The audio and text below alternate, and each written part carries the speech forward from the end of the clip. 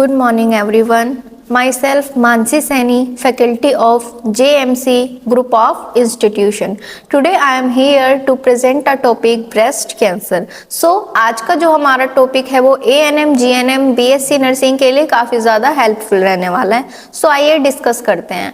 आपने कैंसर के बारे में सुना ही होगा जो कि आजकल बहुत ही कॉमन हो गया है. सो कैंसर हमारी पूरी बॉडी में कहीं पे भी डेवलप हो सकता है. सो उसमें हमारा जो एक कॉमन कैंसर है जो फीमेल्स में देखने को मिलता है ब्रेस्ट कैंसर, उसके ऊपर आज हम डिस्कस करने वाले हैं.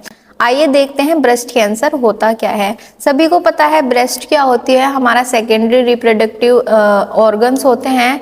वो क्या करता है, जो हमारा ब्रेस्ट फीडिंग है उसमें हेल्प वगैरह करते हैं. सो ब्रेस्ट में आप अगर देखोगे नॉर्मल अनॉटमिकल कंडीशन से हटके कुछ अलग एबनॉर्मलिटी शो होती है. लाइक ये हमारा ब्रेस्ट का नॉर्मल स्ट्रक्चर है और जो ब्रेस्ट के जो लोब्यूल्स हैं या फिर हम बोल सकते हैं इसके टिश्यूज हैं, वहाँ पे एक ओवर ग्रोथ हो रही है ना, अनकंट्रोलेबल ग्रोथ हो रही है सेल्स की, जो कि हमारा क्या कहला रहा है, ट्यूमर कहला रहा है. तो आप देखोगे जो इसकी नॉर्मल स्ट्रक्चर है उसमें जब कोई एबनॉर्मलिटी आ जाती है तो वो काफी ज्यादा अलग डिफरेंशिएट कर दिखती है हमें. तो ट्यूमर हमारा क्या है, एक तरीके से हमारी बॉडी में कहीं पे भी एबनॉर्मल सेल्स का ग्रोथ होना. जो हमारी सेल्स हैं एक तो अनकंट्रोल्ड हो रही है, ठीक है, अनकोऑर्डिनेटेड है, कोऑर्डिनेट करके भी नहीं है. सो वो क्या होंगी, हमारा कैंसर कहलाएगा.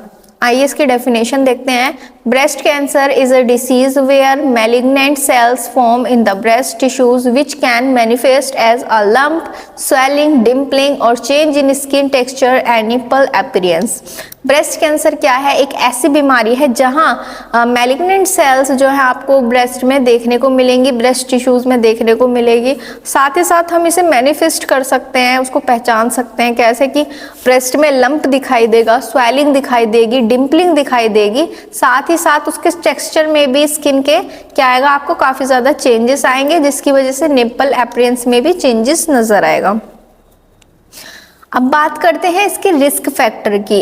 आज के टाइम में कैंसर जो है वो काफी ज्यादा कॉमन हो चुका है. एक तरीके से ये समझ लीजिए हमारा लाइफस्टाइल फैक्टर चेंज हो इसमें रिस्पॉन्सिबल है. हमारा पूरा एक तरीके से एनवायरनमेंट ही चेंज हो चुका है ना. हमारा डाइटरी पैटर्न से लेके हमारा रहन सहन का तरीका, हर चीज में कुछ ना कुछ चेंज हो चुके हैं. सो ये सभी क्या है, हमारा डिपेंड करता है कि इनमें से कुछ भी जो है फैक्टर हो सकता है कैंसर को क्रिएट करने का, उसको ओरिजिनेट करने का. सो इसी की वजह से क्या हो रहा है, जो कैंसर में सेल्स हैं वो अनकंट्रोलेबल ग्रो हो रही हैं, हमारे कंट्रोल में नहीं है ना, उसकी ग्रोथ इतनी ज्यादा हो रही है. सो उसी की वजह से जो है वहाँ पे लंप वगैरह क्रिएट हो जाता है. तो देखिए इसमें कॉमन अगर हम बात करें रिस्क फैक्टर की, मतलब इन चीजों से रिस्क हो सकता है. जैसे कि अगर किसी पर्सन की जो है एज काफी ज्यादा ओल्डर हो चुकी है, इसमें बोला गया है most common in women over 50. ऐसी फीमेल्स जिनकी उम्र 50 साल से ज्यादा है या ओल्डर एज में आ चुकी है, उन लोगों को ज्यादातर रिस्क होता है किस चीज का, ब्रेस्ट कैंसर होने का. नेक्स्ट है पर्सनल और फैमिली हिस्ट्री ऑफ ब्रेस्ट और ओवेरियन कैंसर. अगर पर्सनल हिस्ट्री रह चुकी है फीमेल की कि भाई हेरिडिटरी प्रॉब्लम है, उसको जनरेशन टू जनरेशन चलता आ रहा है, या फिर उसको generation to generation ovarian cancer चलता आ रहा है, तो इस कंडीशन में भी रिस्क हो सकता है उसको ब्रेस्ट कैंसर डेवलप होने का. नेक्स्ट अगर हम बात करें सर्टेन जेनेटिक म्यूटेशंस, जैसे अभी मैंने आपको एग्जांपल दिया हेरिडेटरी का, सेम वही हमारा जेनेटिक म्यूटेशन भी इसका एक रिस्क फैक्टर हो सकता है. हम ये नहीं बोलेंगे कि प्रॉपर कोज है, बट ये चीजें रिस्क में आ सकती हैं, इनकी वजह से जो कैंसर है वो डेवलप हो सकता है. अगर हम बात करें radiant exposure to the chest area, अगर काफी ज्यादा रेडिएंट के एक्सपोजर में आ रहा है पेशेंट या महिला, तो उस कंडीशन में भी क्या है, चेस्ट में कैंसर यानी कि ब्रेस्ट कैंसर देखने को मिल सकता है. रेडिएशन में अवॉइड करने के लिए बोला जाता है क्योंकि वहाँ की जो रेज है वो काफ़ी ज़्यादा हार्मफुल होती है हमारी सेल्स के लिए, जो उनको किल करने में हेल्प करती है. सो एक तरीके से हमको रेडिएंट एक्सपोजर को अवॉइड करना चाहिए. तो जो लोग ज़्यादा एक्सपोजर में आ रहे हैं उनको रिस्क रहेगा कि उनको ब्रेस्ट कैंसर हो सकता है. नेक्स्ट अगर हम बात करें ओबेसिटी की, तो ऐसे पेशेंट जिसमें बॉडी फैट डेवलप हो रहा है, तो ब्रेस्ट टिश्यूज में भी ब्रेस्ट में भी जो फैट है वो डेवलप होगा. इस कंडीशन में भी चांसेस होते हैं ब्रेस्ट कैंसर डेवलप होने के. लास्ट अगर हम बात करें अल्कोहल कंजप्शन, ऐसा पर्सन, ऐसी फीमेल्स आजकल जो अल्कोहल कंज्यूम करती हैं, आजकल का जो हमारा मॉडर्न ज़माना है उसमें काफ़ी सारी चीज़ें हैं जो चेंज हो चुके हैं, life style factor totally change हो चुका है। एक तरीके से देखें तो फीमेल्स अल्कोहल भी कंज्यूम करती हैं, स्मोकिंग भी करती हैं। सो अगर कोई फीमेल्स अल्कोहल कंज्यूम कर रही है तो उसमें भी जो चांस है या रिस्क हैं वो बढ़ जाते हैं ब्रेस्ट कैंसर होने के। देखिए जैसे भी हमने डिस्कस करा सेम वही है, एक हार्मोन इम्बैलेंस की वजह से भी हमारे क्या है ब्रेस्ट कैंसर हो सकता है। अगर हार्मोन ही आपके बैलेंस नहीं है ना, मेंटेन नहीं रहेंगे तो इम्बैलेंस होने की वजह से कोई ना कोई पैथोलॉजी आपको बॉडी में देखने को मिलेगी। नेक्स्ट अगर हम बात करें अल्कोहल या स्मोकिंग, कोई फीमेल अल्कोहल कंज्यूम कर रही है साथ ही साथ स्मोकिंग भी कर रही है तो ऐसी फीमेल ज्यादा रिस्क में है कि उसको ब्रेस्ट कैंसर डेवलप हो सकता है। ओबेसिटी हमने अभी बताया ही था क्योंकि इसमें फैट डेवलप हो जाता है। जेनेटिक भी हमने बात करी थी अभी क्योंकि जेनेटिक म्यूटेशन वगैरह भी होता है। प्रेगनेंसी टाइम पे भी अगर हम अच्छी केयर नहीं लेते हैं, प्रिकॉशंस नहीं लेते हैं तो इससे भी ब्रेस्ट कैंसर का रिस्क हो सकता है।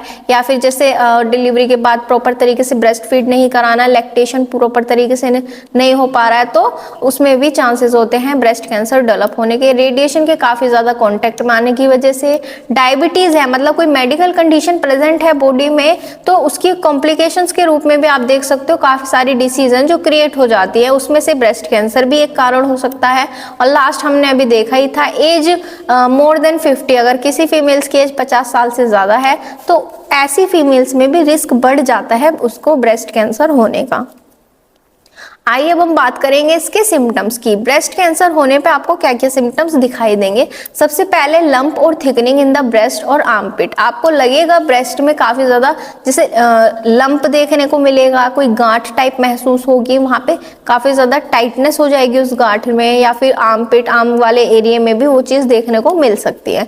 नेक्स्ट है changes in the size, shape and appearance of the breast. अगर आप देखेंगे तो ब्रेस्ट के साइज में, उसकी शेप में और जो भी उसकी बनावट है उसमें आपको कुछ ना कुछ चेंजेस देखने को मिलेंगे। मतलब जो आपका नॉर्मल पैटर्न था वो आपको विजिबल नहीं होगा, कुछ थोड़ा सा चेंजेस हो जाएगा उसमें। नेक्स्ट अगर हम देखें तो स्किन चेंजेस जैसे कि डिम्पलिंग होना, रेडनेस होना या फिर पूरी ब्रेस्ट के अराउंड में आपको स्वेलिंग भी इस कंडीशन में देखने को मिल सकती है। अगर हम बात करें नेक्स्ट तो a nipple that has become inverted, इसमें क्या है जो निप्पल है वो इन्वर्टेड हो सकते हैं, निप्पल से डिस्चार्ज देखने को मिल सकता है, विच मे बी ब्लडी, जिसमें से ऐसा लगेगा ब्लडी डिस्चार्ज हो रहा है ना, कंफर्म नहीं है बट देखने को मिल सकता है। नेक्स्ट है रैशेस और क्लस्टरिंग अराउंड द निप्पल, काफी ज्यादा ड्राइनेस, रफिंग स्किन वहां पे आपको देखने को मिलेगी। सो ये सभी हमारे सिम्टम्स हैं जो आपको ब्रेस्ट कैंसर में देखने को मिलेंगे। लास्ट हम बात करते हैं इसकी ट्रीटमेंट एंड अर्ली डिटेक्शन की। ट्रीटमेंट कैसे करना है और उसकी अर्ली डिटेक्शन यानी कि उसकी जांच कैसे करनी है कि हम उसको शुरू में ही थोड़ा टाइम से देख ले, पहचान ले और उसका ट्रीटमेंट करा सकें। तो उसके लिए हमें करनी होगी क्या, स्क्रीनिंग।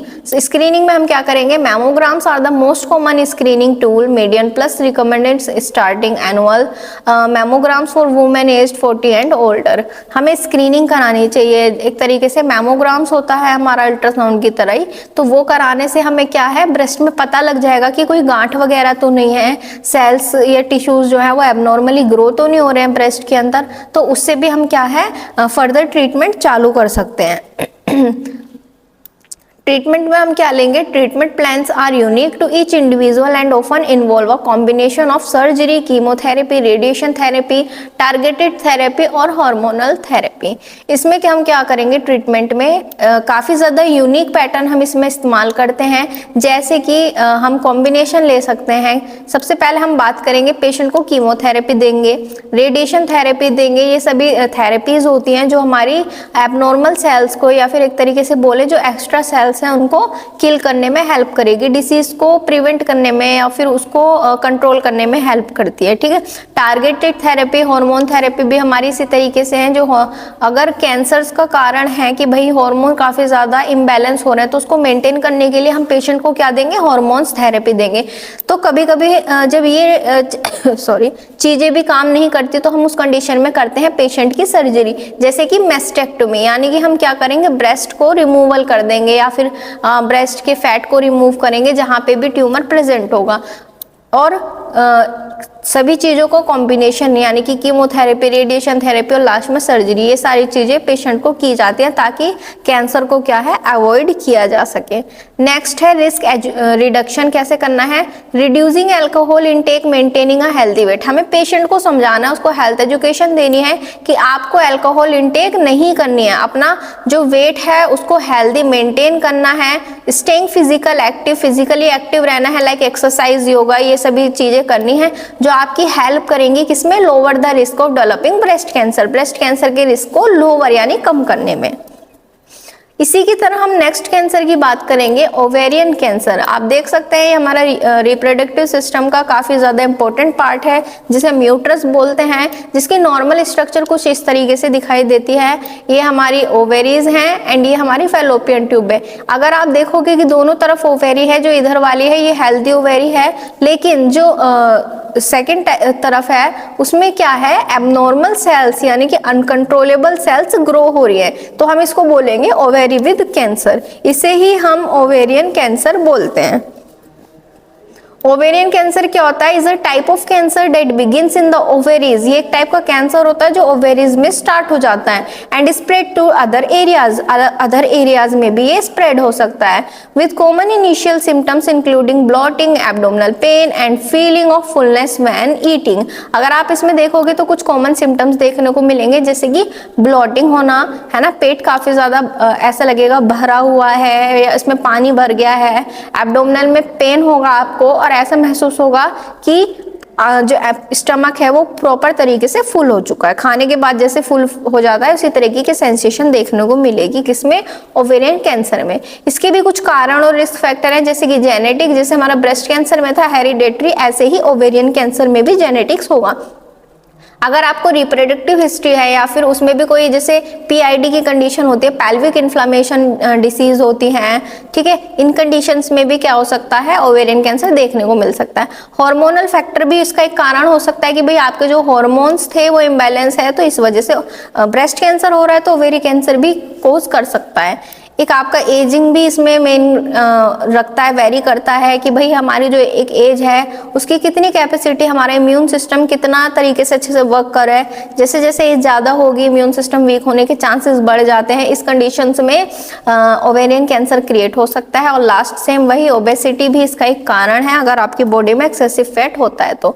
सिम्टम्स क्या देखने को मिलेंगे, ब्लॉटिंग, एब्डोमेन में स्वेलिंग देखने को मिलेगी, क्विकली फीलिंग होगा, लाइक आपने एक बाइट भी खाई और आपको तुरंत ऐसा फील होगा कि मेरा पूरा पेट भर चुका है। आपका वेट लॉस हो जाएगा, पेल्विक जो है वो डिस्कम्फर्ट रहेगा, जिसकी वजह से जो महिला है वो उठने बैठने में भी दिक्कत महसूस करेंगी, डिस्कम्फर्टेबल महसूस करेंगी। फटीग रहेगा, उसे पूरे दिन थकान महसूस होगी और बैक में पेन महसूस होता रहेगा।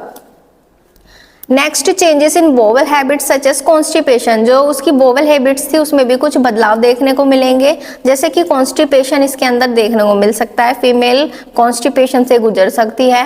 अ फ्रीक्वेंट नीड टू यूरिनेट, उसको बार बार ऐसा लगेगा कि उसको यूरिन पास आउट करने जाना है। साथ ही साथ पेशेंट को एंजाइटी फील होगी और अनकंफर्टेबल होगा, यानी कि कुछ साइकोलॉजिकल सिम्टम्स भी मरीज को इसमें देखने को मिलेंगे। अगर हम इसमें बात करें ट्रीटमेंट की, तो इसके अंदर सर्जरी कर सकते हैं। This is often the main treatment of the ovarian cancer and involve removing affected tissue and organs and it can be primary treatment और यूज्ड आफ्टर कीमोथेरेपी। सबसे पहले हम कीमोथेरेपी या रेडिएशन थेरेपी जो है वो पेशेंट्स को कैंसर में चलाई जाती है। अगर हमें लगता है कि उससे भी आराम नहीं लग रहा है तो हम लास्ट मोमेंट पे पेशेंट की क्या करते हैं, सर्जरी करते हैं। सर्जरी में डिपेंड करता है कि ट्यूमर एक ओवेरी में है या दोनों साइड। अगर एक ओवेरी में है तो हम एक टाइप से एक साइड से जो है उस पार्ट को कट करके रिमूव कर सकते हैं, यानी कि या फिर कंप्लीट हिस्टेक्टमी करनी पड़ती है कि अगर यूट्रस के अलग अलग हिस्सों में ट्यूमर हो चुका होता है ना। और यहाँ पे सिर्फ ओवेरी की बात हो रही है तो अफेक्टेड टिश्यूज को हम क्या करेंगे, उसको रिमूव कर देंगे वहां से। सो यही हमारा मेन ट्रीटमेंट होगा। अगर कीमोथेरेपी, रेडिएशन थेरेपी आराम नहीं कर रहे हैं देन हम लोग क्या करेंगे, सर्जरी की तरफ जाते हैं। So thank you class. अगर आपका कोई भी डाउट हो तो नीचे कमेंट सेक्शन में आप हमसे पूछ सकते हैं।